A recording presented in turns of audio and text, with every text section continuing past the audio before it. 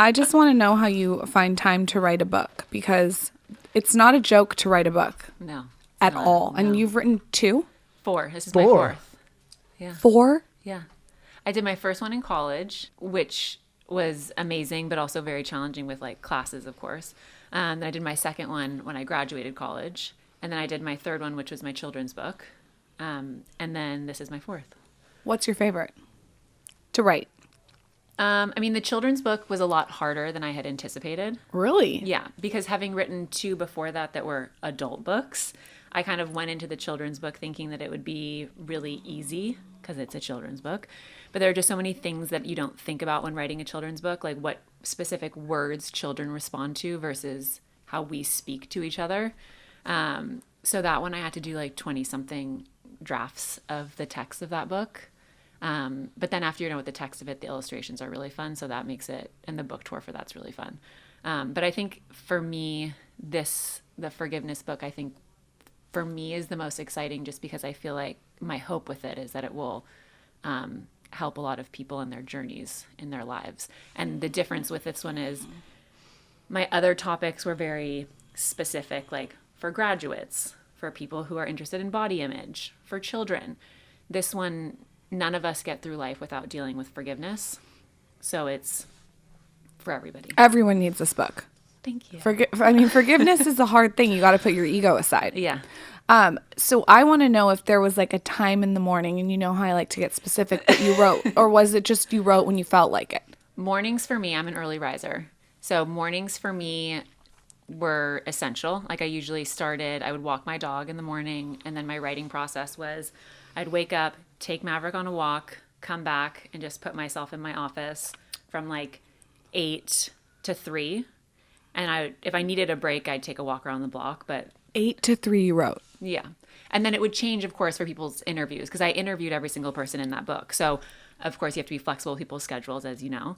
And it was really important to me that I, worked with people's schedules if they wanted to meet in person, if they wanted over the phone, whatever they wanted to make them comfortable, because I'm asking them to talk about something that's, not super fun to talk about most of the time. And also requires being really raw and vulnerable and talking to me about things that are really challenging and emotional for a lot of the people. So it was an incredible experience. So it kind of shifted a little bit, my schedule per se, shifted with, the interviews and things like that. But who surprised you out of the book? Like, who was someone that you thought, oh my God, this story is so incredible and this is my favorite one? I don't have a favorite one per se, but I would say Sebastian Marquin, who is Pablo Escobar's son. Oh, yeah.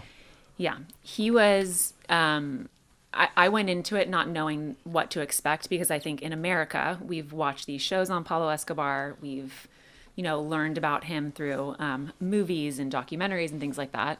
So to hear about Pablo Escobar from his son, and to also hear his son, who is so evolved and amazing and has dedicated his entire life and his entire life's work to forgiveness and changing everything in Colombia, and going to each of his father's victims and asking for forgiveness on behalf of his father.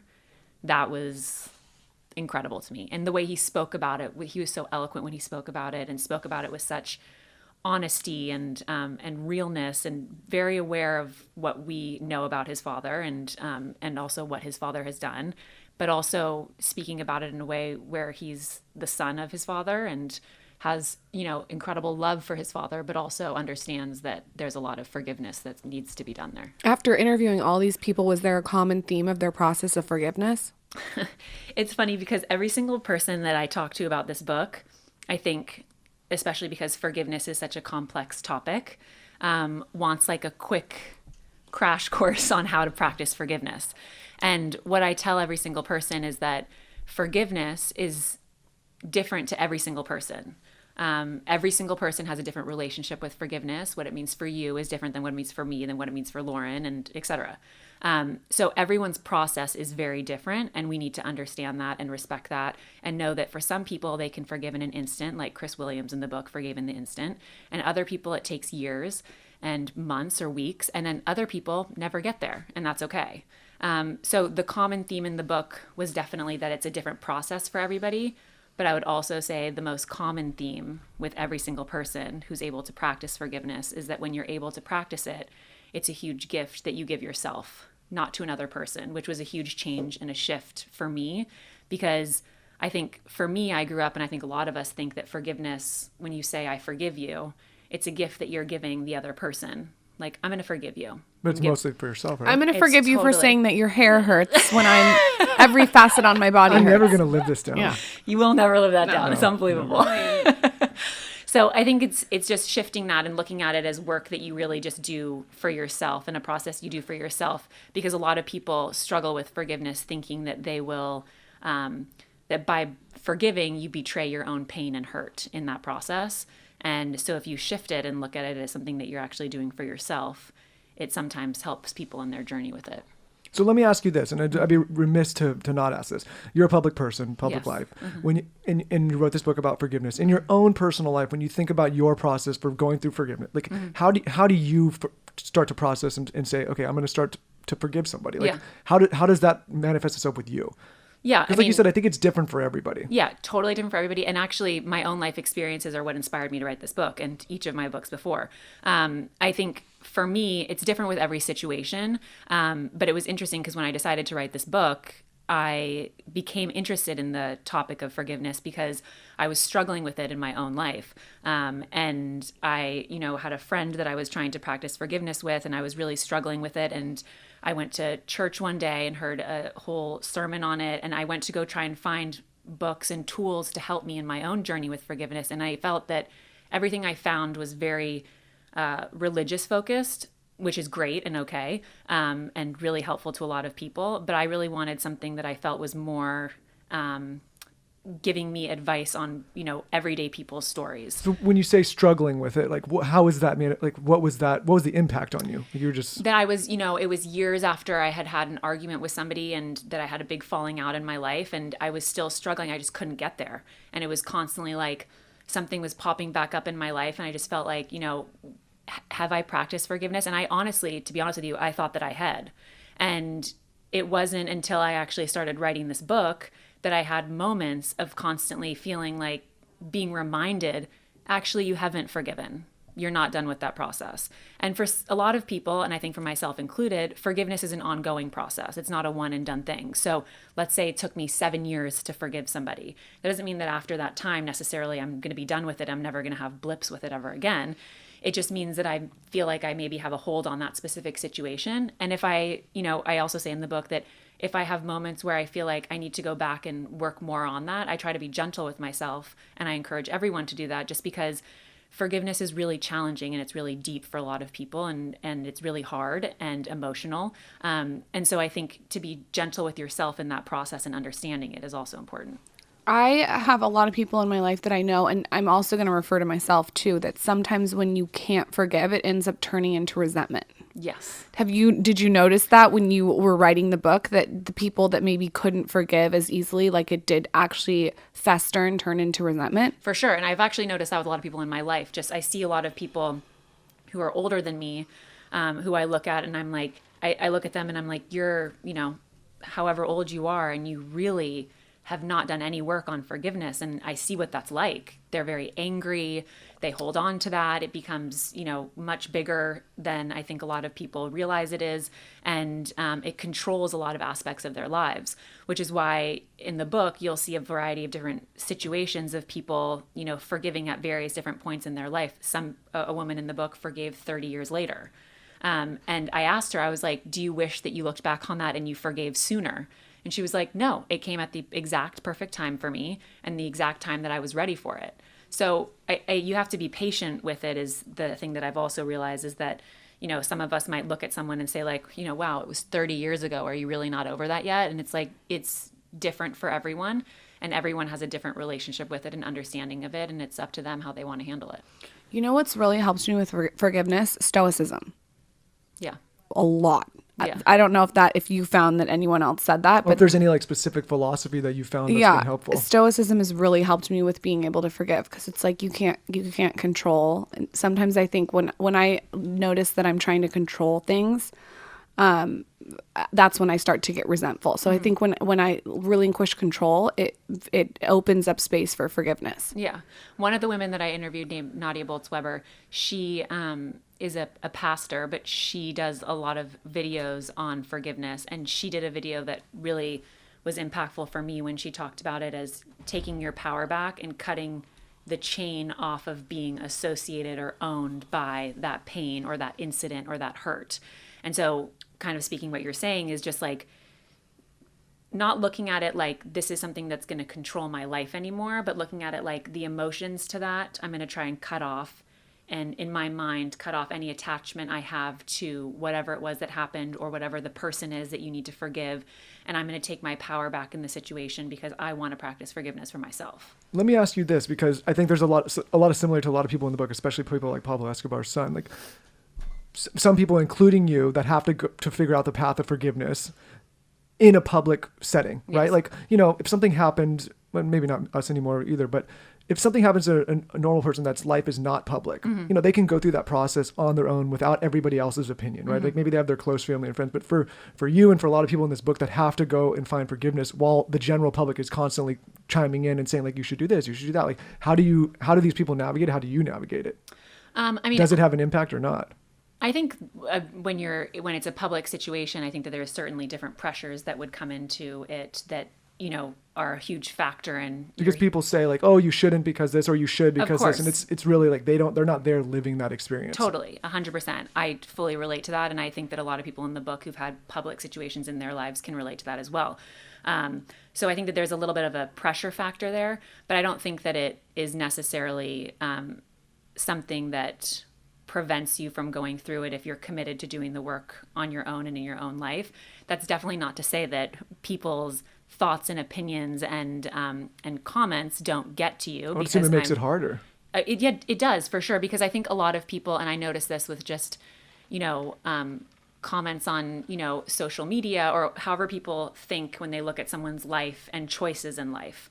Whether it's what you're posting, how you're choosing to live your life, how you conduct your relationships. People always have thoughts on that. And for people to comment on it, not knowing at all about your healing process, about your intimate family process, your intimate relationships with people, is really challenging, for sure. I was very blessed to grow up in a situation where my mom and dad gave us kids very private childhoods. And also because my mom grew up in a well-known family, was able to give us kids a lot of advice on how to handle and manage those kinds of things. Obviously, she didn't grow up with like Instagram, but she definitely grew up with people making comments about certain things. And I think the most important thing is that you have a really great relationships with your core people that can be around you to support you and love you in that process, and make sure that you don't get caught up in all of those unnecessary comments and people's criticisms and unfair judgments of how you choose to handle your life. Tanya Brown, whose sister Nicole Brown Simpson, had their whole tragedy. She talks a lot about that, about, the public and the trial, having gone through that and how that dragged on her healing process and her family's healing process, and how every single one of her family members handled the healing process of losing her sister in a very different way, and how hers was actually delayed partially because of the fact that it was so public and there was so much attention on that. I mean, that was like the biggest case ever. And so there was a huge amount of attention and focus on her family and also on her sister and obviously O.J. Simpson. And still, of course, there is attention on that anyway. But she talked a lot about that healing process. And then you have somebody like Scarlett Lewis, whose 6-year-old son was shot in Sandy Hook shooting.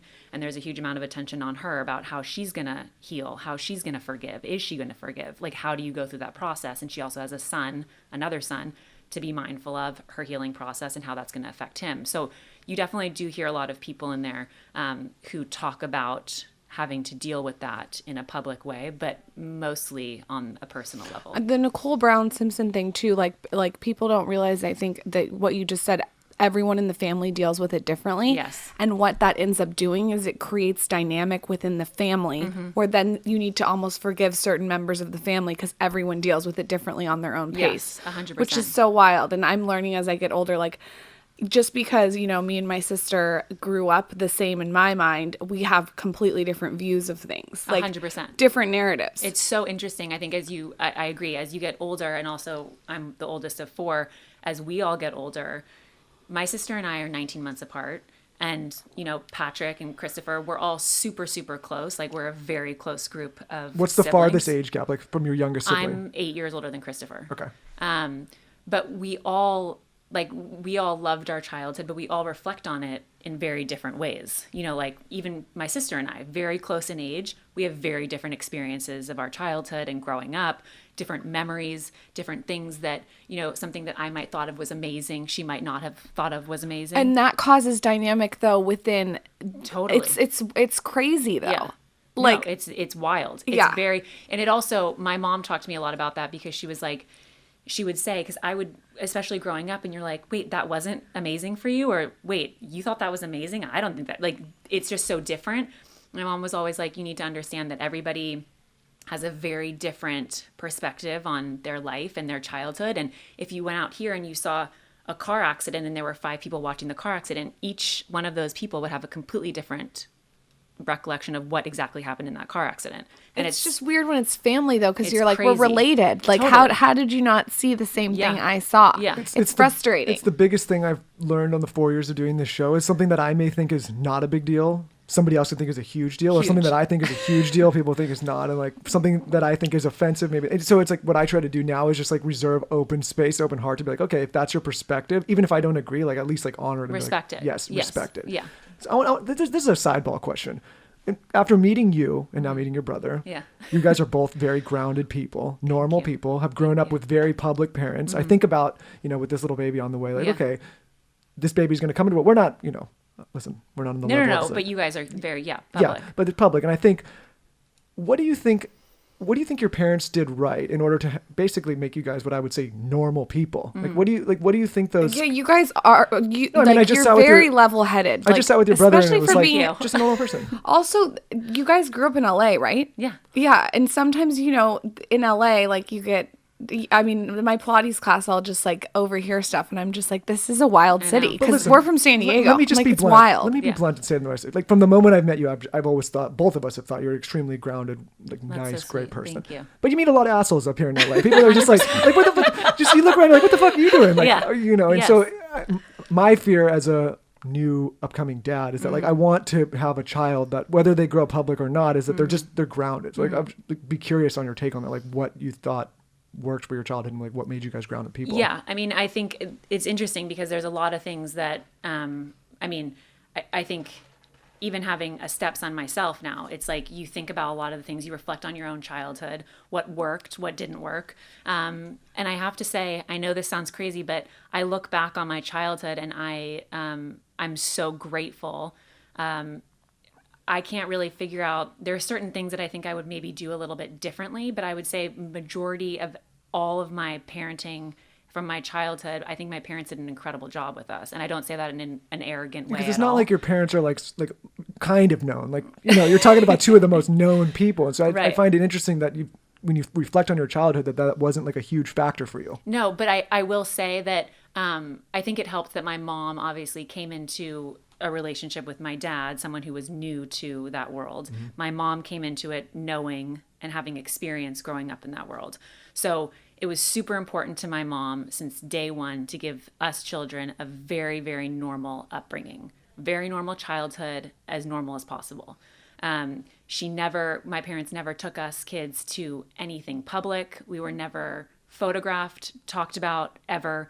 It wasn't like they were like, we don't have kids, but she always was very respectful of the fact that she wanted our privacy and our identity to be something that we formed on our own and not be the children of, or that kind of a thing, which you have inevitably. But, you know, at school, we always went by S. We never used our last name. She was always really hyper conscious of that. And my dad was as well. And I think the only time that I ever felt like maybe we weren't normal as the other kids was the fact that I didn't have a mailbox at our house. That was like the biggest thing to me because our mail was all sent to my dad's office. And so like the biggest thing for me growing up was I thought it was strange that like my dad would drive us to school in a Hummer with no doors and no roof for sure. But No doors and no roof. How do you get out? It was just like you sat in the car and it had a seatbelt. There was no door. What do you mean how do you get out? There's no door. You don't have to just Okay. pop up. I thought you meant like it was like all closed off. It was a giant metal. Yeah, I'm like, what's the giant container that they sealed them up in. Okay. I'm like, oh. Yeah, like that I thought was a little different for sure. But like other than that, I look back on my, all the way through high school, and I had a very, very normal, and all 4 of us kids had a very, very normal childhoods. My parents also raised us to be, do your own thing, find out what you're passionate about. If you love animals, do something with animals. Whatever you do, be passionate about it, and we're proud of you no matter what. Like, it was always very focused on our individual personalities, pursuing and doing whatever we wanted to do, not making us do anything that we didn't want to do. It was always, my mom focused a lot on that. It was a really big deal to her, and I think that I look back on that and I'm like, that the greatest thing that you can give a child, especially growing up in that situation, and for your guys' kids, is that the ability for them to have their own identity and the ability for them to create their own persona separate from you guys. They'll always be the children of you guys, of course, but to be able to create their own identity within that is a really challenging thing. And to be able to encourage that and nurture that as parents is a huge gift that you give your kids. Well, I look at like kids in your, you're not kid anymore, you're our age, but in your situation, I'm a child. you just turned 30. We won't talk about age on the show. But I look, and one thing that's important to us too is I always want I'm hoping that this girl coming out like has her own drive and her own, there's people in your situation could also just be like, I'm just not going to do anything and not have any drive. It's about like all of you guys are very driven in doing your own thing. I mean, this is your 4th book, right?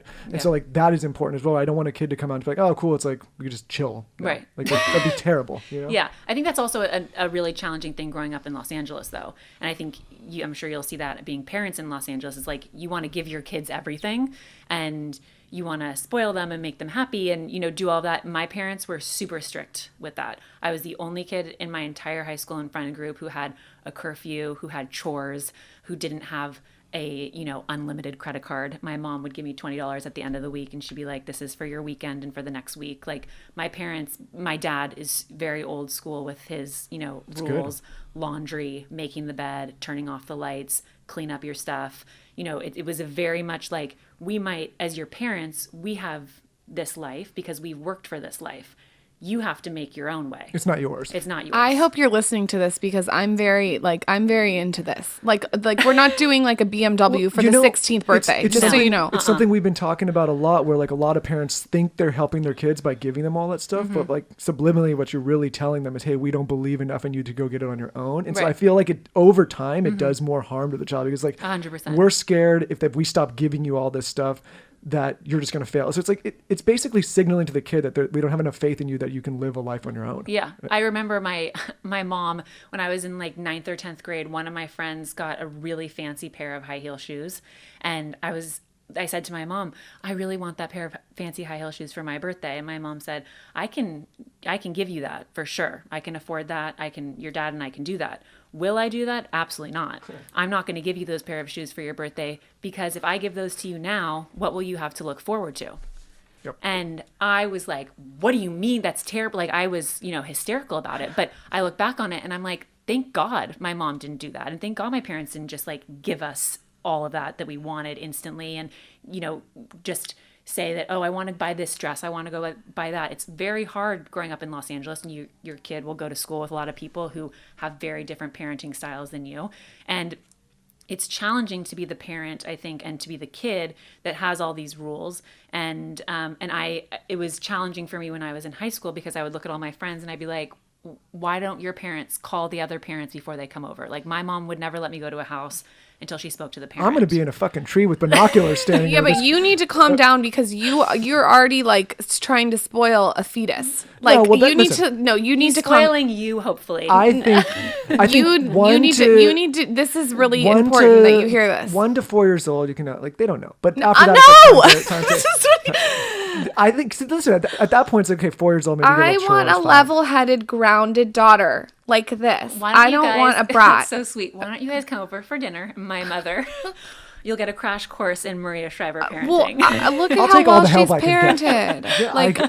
You're the one maybe I'm getting a little overexcited right now. You're the one you're the one that is the bad one. I never had a daughter before. Okay, well, I was like, I'm gonna have a son because she thought it was a boy for a long time. And I was, I'm gonna marry this tough young man. He's gonna have to do all these things. Yeah. And, like, he's gonna be really hard on it. And then it's a girl. I'm like, oh shit, I'm gonna be the biggest softie ever. Yeah, but you can't. You really need to like re-listen to this episode. It's really important. My dad was like that though. I think my dad like was, I'm the first. You have a daughter. You want to like spoil them, and then my dad was. My dad, of course, was super loving and still is today. Very, an amazing father, an amazing parent. But also, my dad had very strict rules with us and, held us to certain standards of like, this is what you're going to do in this house. This is how I grew up. And I love it. I'm so grateful. I never leave my bedroom now without making my bed. Ever. Lauren never leaves our bedroom without making our bed either. Except this morning. Well, listen, I noticed you're doing the same thing. I was talking to Hillary and she was like, well, KSP is going to come. I'm like, no, I didn't know what the fuck she was talking about for a minute. And I noticed you're doing the same thing that Lauren does. You're doing the Katherine Schwarzenegger Pratt. She does Lauren Everett's Boston. Yeah, that's everyone wants to keep their last name now. I'm going to start calling you KSP now because I was like, okay, that's I know nice, Katherine well enough. So it sounds like you weren't that public in your childhood, but now obviously who you're married to, I feel like you guys like are photographed everywhere. Is that annoying? That would be a lot for me. I try not to focus on it. You just don't even give it energy. No. I mean, I would be lying to you if I said that it didn't bother me sometimes, for sure. But I also grew up in it, and I, again, not to like completely toot my parents' horn all the time, but I watched my parents deal with it, right? So I also watched my parents deal with it in a very graceful way of just, you focus, keep moving forward, you live your life. And I have also a, extended family that I also watch deal with it. And I try to just do the same thing, which is just like, don't let it bother you. You keep living your life and do your own thing. And it is what it is. So if you have an ugly day, which I don't know how you could have an ugly day, but if I'm like right now, like I don't want to go outside, like what do? You just hide? No, never. I never, ever want to ever feel like I have to hide in a place or anything like that. It would never, hopefully, enter my mind to do that. But of course you have ugly days. You have days where you don't want to like go outside and do whatever. But like, Kim Kardashian said at Create and Cultivate, it was like, what's the hardest part about being Kim Kardashian? She's like, sometimes I just want to go outside in my pajamas and like let my fat roll hang over my sweatpants and buy a churro. And I'm like, that's like very real. Yeah. Sometimes you do. Yeah, but she has it very bad. I don't have it like that at she's all. like, she's probably followed every second. That would be a lot. Yeah. So beauty tips and tricks I have to ask, sorry, Michael, that you did to prepare for your wedding. Beauty tips and tricks. I mean, I went to Vanessa Hernandez, who you went to. She's lovely. Yeah, I went to her a lot for that. And what else did I do? Spray tan eyebrows, lashes. Did not do a spray tan. Nothing. Absolutely not. I don't think you need a spray tan. Grew out my eyebrows for 2 years with Christy Stryker. And then I did my Pilates, and then I just like really would spend a lot of time with my family. Your body looked insane. It still looks insane. Before your wedding, I saw you. What were all the secrets there? I just like would constantly go on walks with my dog, with my family, with my husband. He went to Pilates classes with me. We did it as a couple. Michael. Oh my God, get me in trouble. You've never gone to Pilates with me. I do other things. I think couples Pilates is not only hilarious, but makes workout go by very quickly. I should probably do it. Great. I got problems with my like psoas and my hips. But you'll also realize it, and it'll be very enjoyable for you. You'll realize how not strong you really are, like your core, because Pilates, you work out muscles that guys who are, really strong and do things in the gym that a lot of men do. You get on a Pilates reformer and you're like, I'm not actually that strong. Pilates is hard. So you're telling me I'm going to go and be humiliated? Yes. I think so enjoyable for her. One time she took me to that, like a hanging yoga class, and I was in one of Aerial those sheets. yoga. Oh my God, I want to do that really badly. Yeah, that's good. But I want you to come to Pilates with me. Okay. Jackie Schimmel said her husband goes too. Okay, I'm getting beat down by everybody. Listen, I'm pretty, like, I'm one of those guys that's like, I don't know, like, come on, like, okay. Okay, so I want to know, like, food things. Like, what are your food go-tos? Is there, like, a smoothie? Is it, like, coffee? Like, what are your things that you keep going back to that you feel like are really healthy? Well, healthy. I would say if you ask my husband, he'll tell you that I have the palate of a 4-year-old child. I like anything that's simple. Cereal, pancakes, eggs, toast. I'm on board with that. The simpler, the better for me. I don't like anything that's super fancy. I'm not into that. Everything that's super one of my New Year's resolutions is to learn how to cook. So I'm going to definitely to do that. But I definitely think that my palate is, I like smoothies, but I think that's probably the only adult thing that I enjoy.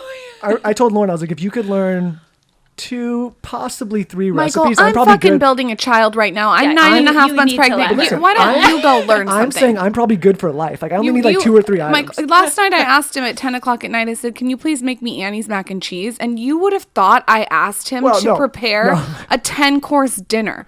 Because Michael. I was running around doing chores. Her family came over. I'm making drinks. I'm doing all these things. And then she waited till the very moment when I I was don't about to go care. to sleep. And I was don't like, care if I woke you up at 2 a.m. She has like a couple days left of Yeah. this. A lot of demands. And then then there's a mini her coming, and I'm in real trouble here. I hope she's the devil to you. We already know wait. we're not calling you dad. I mean, I may need that parenting What are you going to call consultation. him, Papa? Papa. Taylor, you were doing it yesterday, a long drawn out papa. I don't want Taylor calling me No, Papa for Taylor, anything. please just do it once, just for everyone. Your mic's on for one time. I can't believe it. Wow. I didn't have to sit there and scold you. Papa. I love Really that. long drawn out. I'm very excited to hear that. So coffee, like alcohol, what, like no coffee? I'm not a drinker. Not a drinker. No. Ever. No, I mean, I had a drink on my wedding, but I did. You're good. Yeah, I've never been it's so strange. I've never really been like a drinker ever. My parents aren't drinkers. So then you won't mind being pregnant because I miss a margarita. No, I don't think I will. Because it's not something, I mean, if I go out to dinner with my girlfriends or something, I'll have like a glass of wine or something, but I've never been like a drinker really. I love an oat milk latte, but that's From where? from Blue Bottle. Oh, I've never tried it. An oat milk latte, is it hot or cold? Hot. I don't drink, the cold coffee is not something that I'm into. Okay, a hot oat milk latte from Blue Bottle. Catherine, you need to give my wife a crash course in LA. You need to show her all the places around here. Yeah, I don't Hopefully. really know a lot of the places. I feel like I need I don't want like the trendy places though. I want like the hole in the wall Italian restaurant that no one knows about that has homemade pasta. You know? Like Forma. What's She already Forma? probably knows.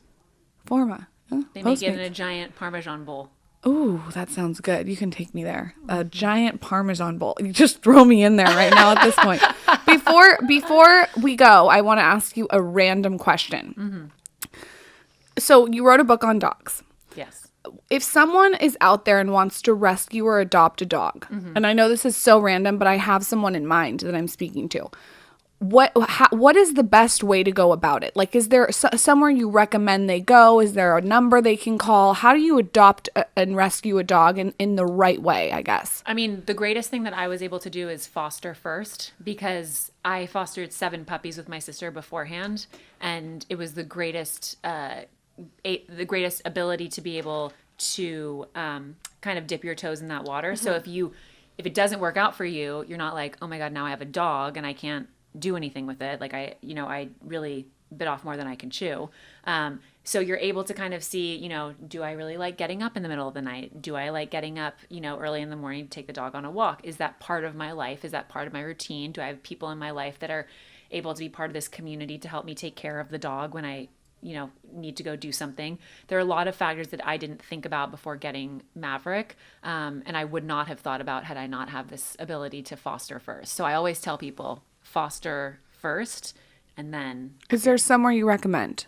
I think a lot of places have and are in huge needs of foster people. So it can be, you can go, it doesn't matter where you go. No, I mean, not in my experience. I know there are a lot of great local rescues. Love Leo Rescue is an amazing organization, and they do a lot of amazing work. Best Friends Animal Society, obviously, ASPCA, they have and are always in need of fosters. And they have a lot of different, you can say I have this allergy, or I need a small dog, or I, can take a big dog, a senior dog, whatever it is. And they can work with you to figure out a dog that would work for you and for your family and your situation in life. I would like to adopt another Chihuahua. That was kind of a question for myself. You need to calm down. Well, let's get through the baby first, because that's going to take There's so some many resources. Chihuahuas in Los Angeles. Yeah, Michael. Listen, I am a Chihuahua whisperer. I love Chihuahuas. Okay? I saw them last night on her videos. Listen, if there's a Chihuahua, they will immediately gravitate towards me. I could use another Chihuahua. I know, but adopt one. but the problem is Lauren said we were going to get this. We had a girl Chihuahua who's like literally like the love of my life. I almost tear up thinking about her. Like even more than Like you're Lauren. crying Like right now. almost crying. Like, it's not like one time a guy told her to stop peeing in a bush, and he came out of the pizza shop. myself. I literally almost killed the guy. I love that. I was like, listen, you can push my wife, don't push the dog. You know what I mean? maybe not now with the baby, but and then she's like, okay, we're gonna get this other dog, and that because the one dog won't get off of me, she just sleeps like on my face. And she's gonna get this another dog, and that dog will go with her. What's happened now is they both sleep on my face, and so I'm literally suffocated every night with chihuahuas. The first one we bought. I bought when I was 18, and the second one we rescued. He was living in a cage, and it is interesting to see the difference of their personalities because one wakes up, he's so grateful, he's wagging his tail, and the other one's like more aloof and bratty. Yeah, it's literally a clone of her. It's probably why I like it so much. But I'm a very, very big advocate of rescuing Chihuahuas because, like you said, aren't they one of the most Chihuahuas and Pit Bulls? They fill the shelters here in Los Angeles. They have a really big problem with specifically those two breeds in Los Angeles because there are so many of both of them here. I think we should rescue a Chihuahua. That's what I'm getting out of this. Okay, I want to talk about the book a little bit more. Great. So when you think about writing this, like for all the people listening, there's a couple. What kind of person or maybe what kind of mindset the person's going through will this help the most? Like when you think like, I know everyone has to experience forgiveness, but when you thought about like, who were you writing this for? Was it more therapeutic for you? Was it for like it was somebody definitely in mind? a therapeutic and healing process for me, for sure. I mean, doing this entire book, as I said before, I had moments in writing this book and I wrote it over a year and a half.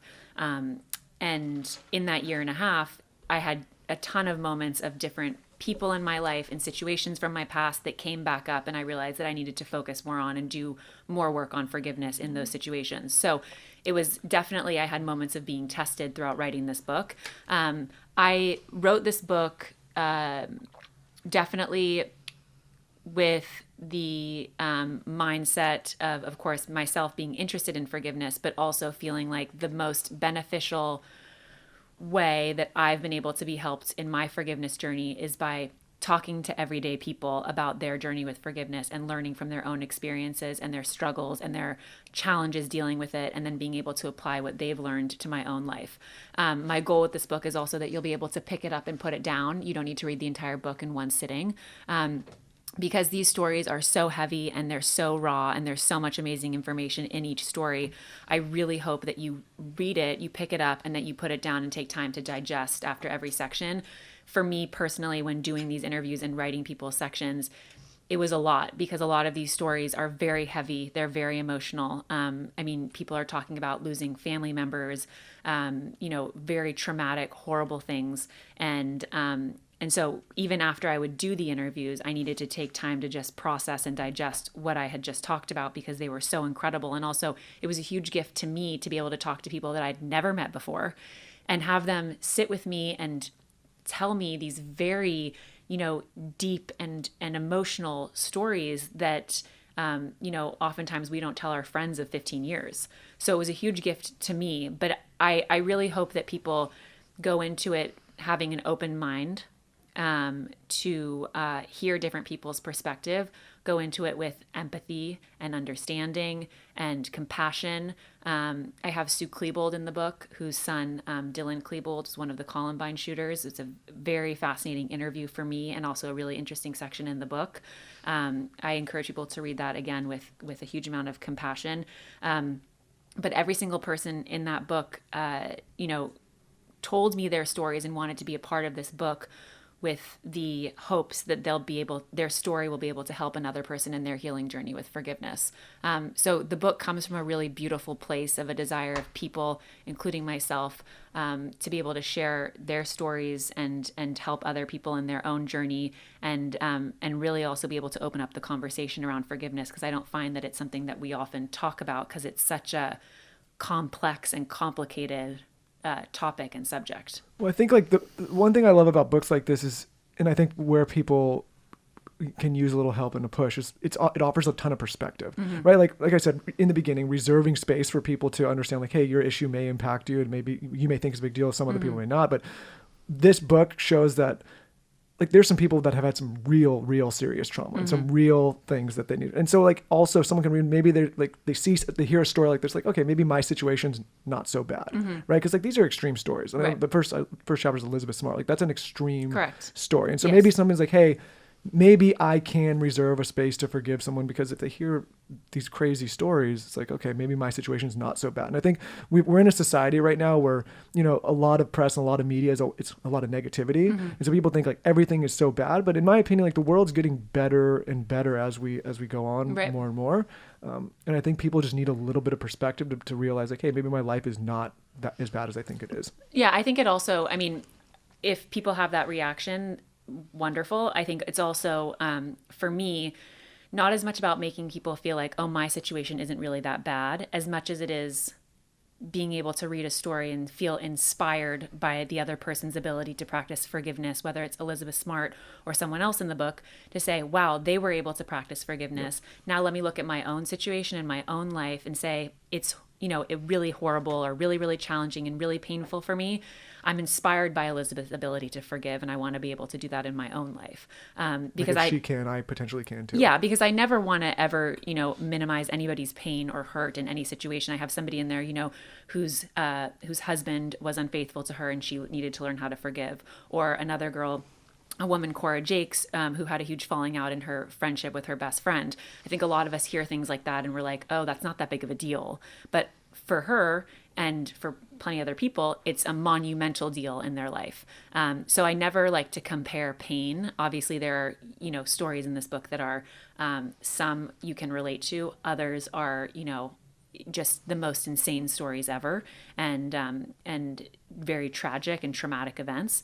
And I think the overall theme that, I wanted to kind of get across in the book is that no matter what the situation is, we all have something to learn from forgiveness, and we all, and every single person in the book, no matter what their incident or situation was, also is able to speak on forgiveness, their struggle with forgiveness, but also be able to express the huge amount of opportunities and possibilities in life that come with practicing forgiveness and giving themselves that gift. Is there rules to forgiveness? Like, meaning like once I've said to Michael, I forgive you for talking about your hair when I'm pregnant. I accept the forgiveness. Like, is there a rule that like I can't bring it up again? Yes, I think that so. I need to actually let it go? That I shouldn't hold resentment? Like, what are like the requirements that you've seen? I don't know if requirements is the right word, but what are the sort of unspoken forgiveness rules? I think it's different. You'll see in the book it's different for everybody. Like some people create rules in their relationship on how that works. And if it's forgiveness within two people or in a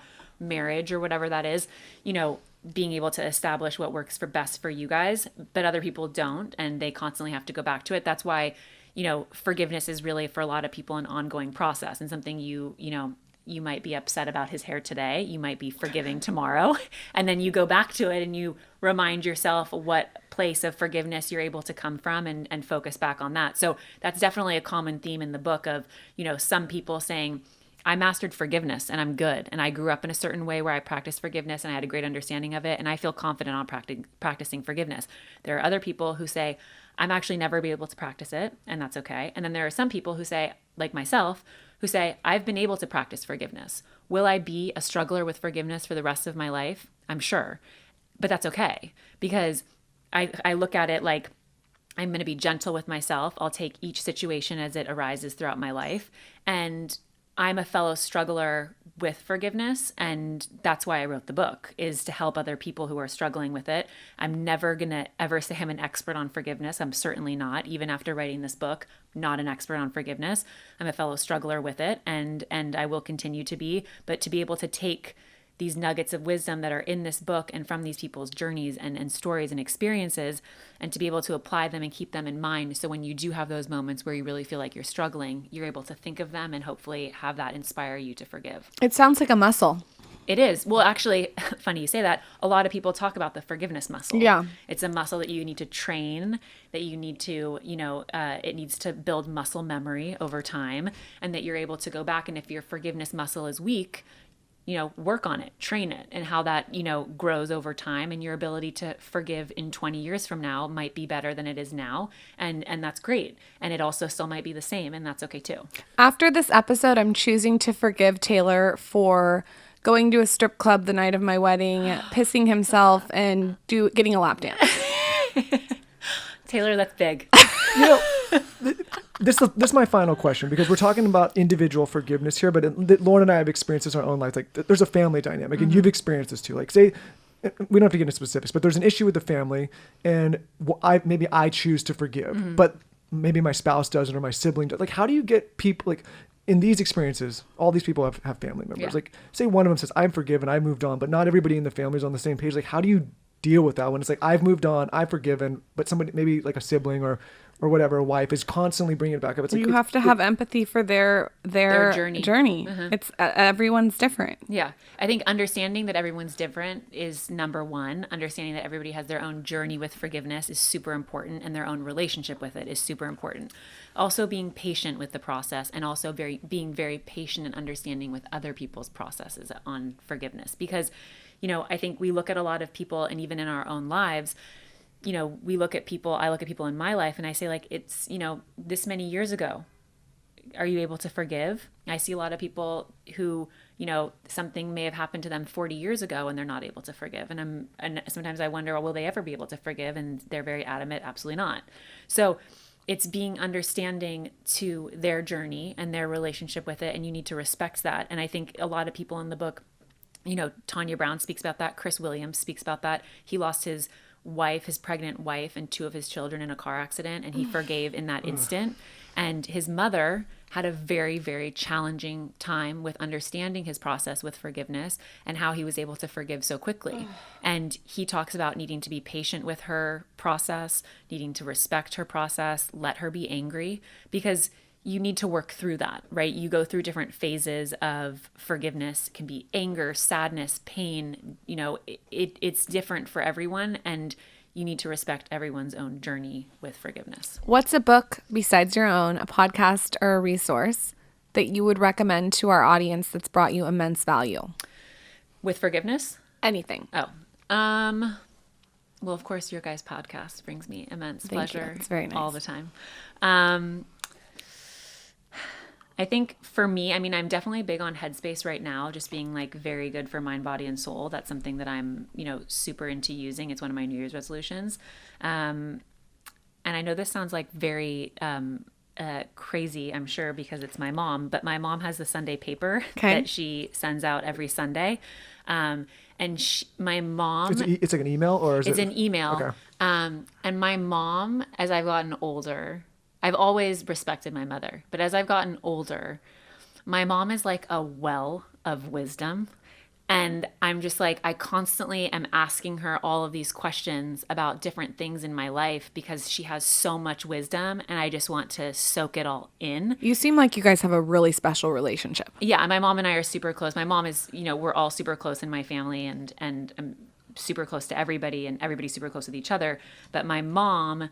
she has the Sunday paper, and if you subscribe to it, you can get it on Sundays. And she writes kind of her thoughts and reflections each week.